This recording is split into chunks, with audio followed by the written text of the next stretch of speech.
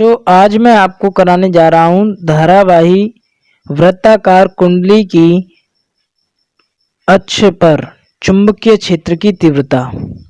Very important question है, कई बार board में आया हुआ है, ये इंटरमीडिएट के लिए इंपॉर्टेंट क्वेश्चन है। तो आइए बच्चों जानते हैं कि धारावाही वृत्ताकार कुंडली की अक्ष पर हम चुंबकीय क्षेत्र की तीव्रता कैसे ज्ञात करेंगे। बिल्कुल आसान तरीके से मैं बताऊंगा आपको। सबसे पहले आपको बताना चाहूँगा कि अगर आपने हमारा चैनल सब्सक्राइब नहीं किया है और आप नए हैं तो सबसे पहले चैनल को सब्सक्राइब कर लें और बेल आइकन को प्रेस कर लें, क्योंकि हमारे चैनल पर न्यूमेरिकल सिखाने के लिए बच्चों के लिए लाइव क्लास लगाई जाती है, जिससे कि जब लाइव क्लास लगाएं तो उसका शेड्यूल आपके पास पहुंच जाए। तो चलिए बिना टाइम वेस्ट किए आते हैं। तो धारावाही कुंडली की अक्ष पर चुंबकीय क्षेत्र निकालने के लिए सबसे पहला काम है कि हमारे पास कुंडली होनी चाहिए। तो हमने ये एक कुंडली बनाई, यहाँ पर मान लेते हैं ये हमारे पास एक कुंडली है। ये इस तरीके से हमने कुंडली बनाई। ये इस तरह से एक कुंडली बनाई है जिसमें आई धारा प्रवाहित हो रही है। कितनी धारा प्रवाहित हो रही है? आई। इसकी त्रिज्या हमने मान ली है ए, जैसा कि ये दिख रहा है आपको चित्र में, ए त्रिज्या है। और ए त्रिज्या की ये क्या है? वृत्ताकार कुंडली। धारा बह रही है इसके अंदर। अब इसका केंद्र ओ ये रहा, ओ, और ओ से x दूरी पर ये बिंदु P है, जिस पर हमें चुंबकीय क्षेत्र की तीव्रता यानी कि ये B जो है हमें फाइंड करना है, चुंबकीय क्षेत्र की तीव्रता। ठीक है, चलिए आगे बढ़ते हैं। तो बेटा इसके लिए हम क्या करेंगे, मैंने आपको पहले भी बताया है कई बार, और जो बच्चे नहीं हैं वो ध्यान से सुनेंगे कि अगर हमसे कहा जा रहा है कि इस वृत्ताकार कुंडली के कारण आप तीव्रता निकालें, तो पूरी वृत्ताकार कुंडली के कारण बिंदु P पर तीव्रता बताने से पहले आपको ये ज्ञात करना है कि इसके एक छोटे से पार्ट द्वारा यानी कि सूक्ष्म पार्ट द्वारा कितनी तीव्रता बिंदु P पर बन पा रही है। अगर छोटे पार्ट से आप निकाल लेंगे तो उस छोटे पार्ट की तीव्रता का हम समाकलन कर देंगे, और समाकलन करने पर हमारा संपूर्ण वृत्ताकार कुंडली के कारण बिंदु P पर चुंबकीय क्षेत्र की तीव्रता आ जाएगी। तो इस तरीके से हम इसको सॉल्व करेंगे। ठीक है, चलिए। तो इसके लिए हमने क्या करा कि हमने मान लिया कि ये वृत्ताकार कुंडली छोटे छोटे पार्ट्सों में विभक्त है। जैसे हमने एक पार्ट माना यहाँ पर ए, कैपिटल ए, छोटा सा पार्ट, और ऐसे करके ये बहुत सारे छोटे छोटे पार्ट्स में डिवाइड है, ये इस तरीके से। ठीक है, ऐसे ऐसे करके हमने क्या मान लिया, इसके बहुत सारे पार्ट्स मान लिए। इन पार्ट्सों में ये डिवाइड है, जिनमें से एक पार्ट है हमारा कैपिटल ए, ये ऊपर वाला, और एक ये पार्ट है नीचे वाला। ठीक है, ये हमने दो पार्ट माने हैं, और इसका रीजन बताता हूँ कैसे हम इसको सॉल्व करेंगे। तो मान लेते हैं इस ए पार्ट से इसकी डिस्टेंस r है बिंदु P की। तो इस बिंदु P पर चुंबकीय क्षेत्र की तीव्रता कितनी है, यहाँ पर मान लेते हैं डेल्टा B है। कितनी है ये? Delta B। कितनी है? Delta B। और डेल्टा B है जिसकी दिशा हमने मान ली इस तरफ आ रही है PR। कितनी आ रही है? यहाँ बिंदु P से, ये बिंदु P है, बिंदु P है ये, और बिंदु P से ये दिशा है हमारी PR। ठीक, समझ गए कि यहां से जब हमने ये दूरी ली है ना R, तो जब हम तीव्रता निकालेंगे तो इसकी दिशा हमने यहाँ पर कर दी है PR, जबकि चुंबकीय क्षेत्र की दिशा हम दाएं हाथ की हथेली के नियम से ज्ञात कर सकते हैं। ठीक है, जब हम यहाँ पर इस PR को निकालेंगे तो सॉल्व करने के बाद ये आएगा बायो-सेवर्ट के नियम से अवयव ए के कारण चुंबकीय क्षेत्र की तीव्रता कहाँ पर? बिंदु P पर।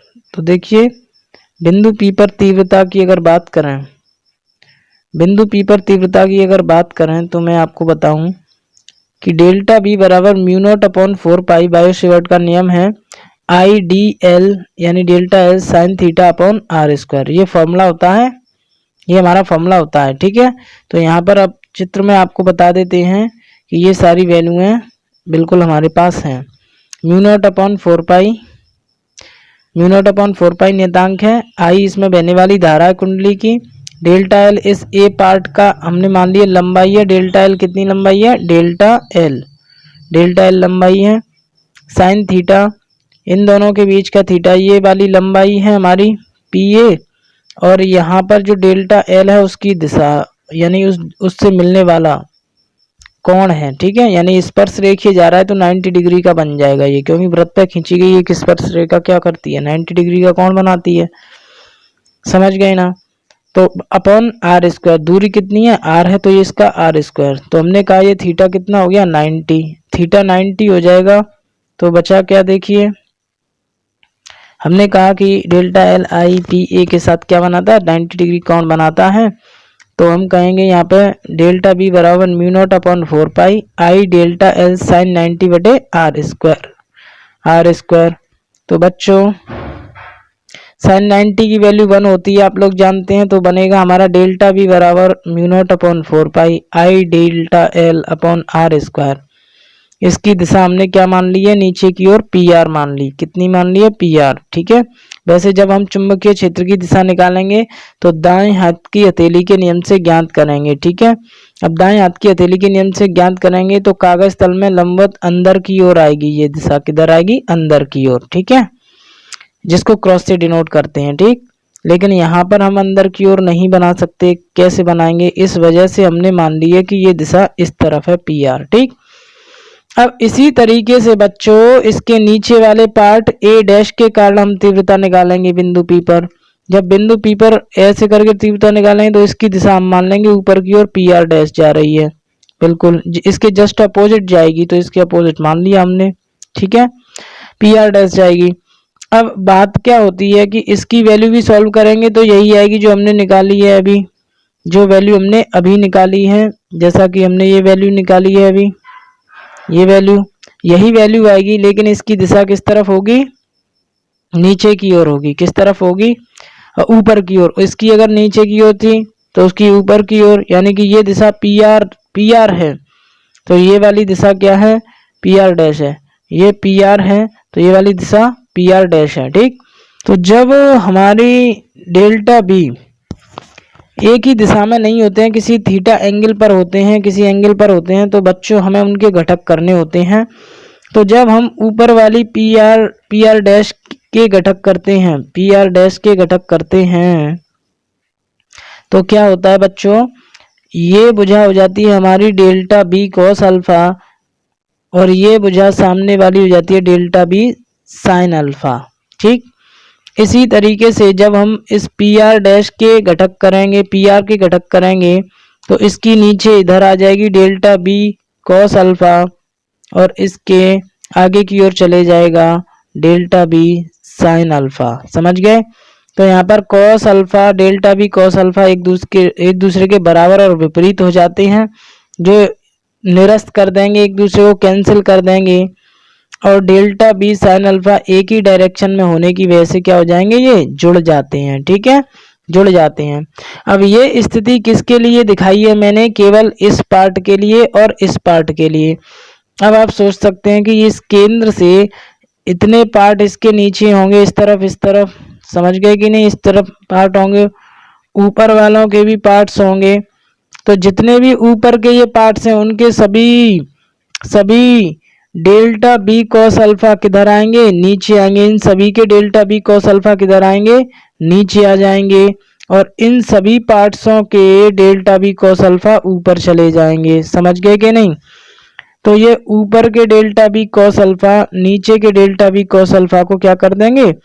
कैंसिल कर देंगे। क्या कर देंगे? कैंसिल कर देंगे। और इन सब के डेल्टा बी साइन अल्फा सभी के एक ही दिशा में होने की वजह से क्या हो जाएंगे? जुड़ जाएंगे। क्या हो जाएंगे? जुड़ जाएंगे।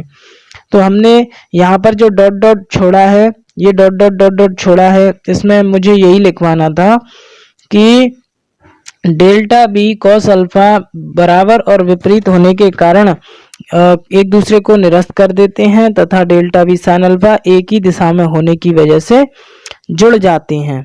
ठीक है, तो बिंदु पी पर परिणामी तीव्रता कितनी होगी? देखिए बच्चों, बिंदु पी पर अब परिणामी तीव्रता सॉल्व करते हैं।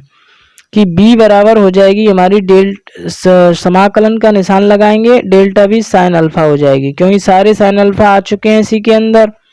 समझ गए कि नहीं?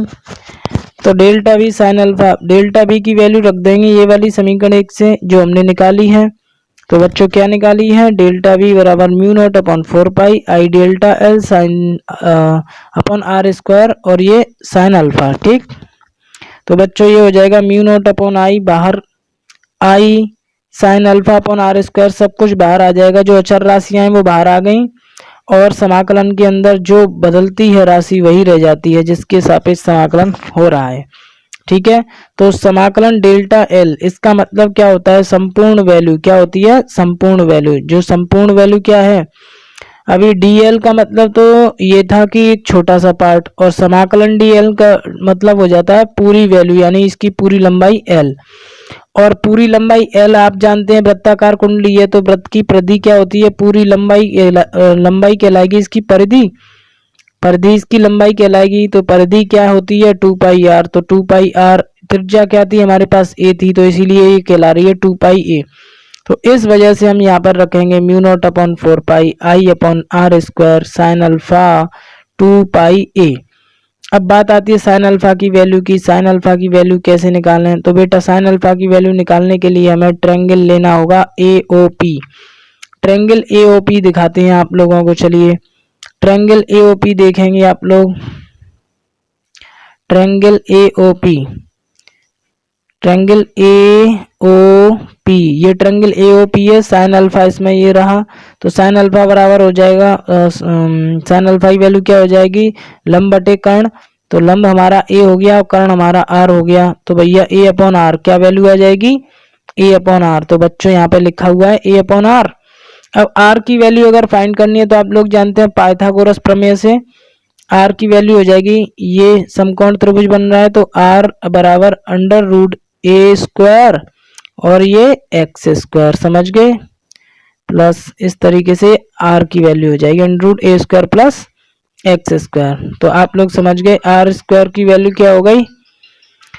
अब बच्चों आप लोगों को क्या करना है कि यहाँ पर इस वैल्यू को पुट कर देना है, साइन अल्फा की जगह वैल्यू पुट करेंगे और सॉल्व करेंगे। तो mu not upon 4 pi I upon R square A 2 pi A और ए मिलके हो जाएंगे ए स्क्वायर, और ये बन जाएगा mu not upon 4 pi 2 pi A square I upon R Q. इतना सॉल्व हो गया। अब इसके बाद हम कह सकते हैं कि ये बनेगा हमारा फॉर्मूला b बराबर म्यू नॉट अपॉन, यानी कि 2 से ऊपर नीचे हमने क्या कर दिया, देखिए यहाँ पर ये बन गया formula mu naught upon 4 pi 2 pi A square आई, और ये हो जाएगी वैल्यू आर स्क्वायर की वैल्यू रखेंगे तो पावर 3/2, क्योंकि अंडर रूट था इसके ऊपर और पावर का क्या था? क्यू था। यहाँ पे पावर कितनी है? क्यू, और यहाँ अंडर रूट है, आर की वैल्यू में क्या है? अंडर रूट, मतलब पावर 1/2, तो यहाँ से हो जाएगी 3/2। समझ गए या नहीं? 1/2 अंडर रूट का मतलब, और यहाँ क्यू लिखा हुआ है तो 3/2 हो जाएगी पावर इतने की। समझ गए कि नहीं? ये हो जाएगा।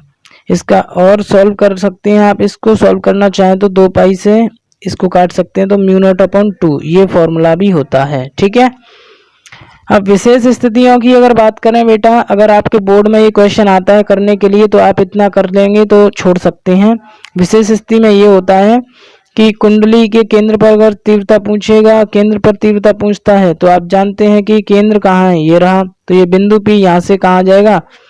यहाँ पर आ जाएगा, और यानी कि x क्या हो जाएगा हमारे लिए? 0 हो जाएगा। ठीक है, x 0 हो जाएगा तो आप जानते हैं फॉर्मूला ये बन जाएगा x 0 होने पर b बराबर mu not upon 2 I upon ए, केंद्र के लिए फॉर्मूला। अगर कुंडली में n फेरे हैं तो क्या हो जाएगा? इसी फॉर्मूले में n से मल्टीप्लाई हो जाएगा, मल्टीप्लाई बाई n से मल्टीप्लाई हो गया। तो all the best for your exam और योर प्रिपरेशन। तो बच्चों कैसा लगा आपको ये डेरिवेशन, आप अपना कमेंट करके ज़रूर बताएं। और अगर आपकी कोई भी क्वेरी है, फिजिक्स से रिलेटेड कोई भी थ्योरी है, न्यूमेरिकल है, जो नहीं समझ में आ रहा हो, पूछना हो, तो आप हमारे व्हाट्सएप नंबर पर हमें भेज सकते हैं। और कभी भी कोई भी परेशानी हो फ्रिज से रिलेटेड तो आप मुझसे पूछ सकते हैं। 9758722444 ये मेरा व्हाट्सअप नंबर है। ठीक है बच्चों, तो आप इस पर भी अपनी जो भी परेशानी है या कुछ पूछना हो तो आप भेज सकते हैं। ठीक है।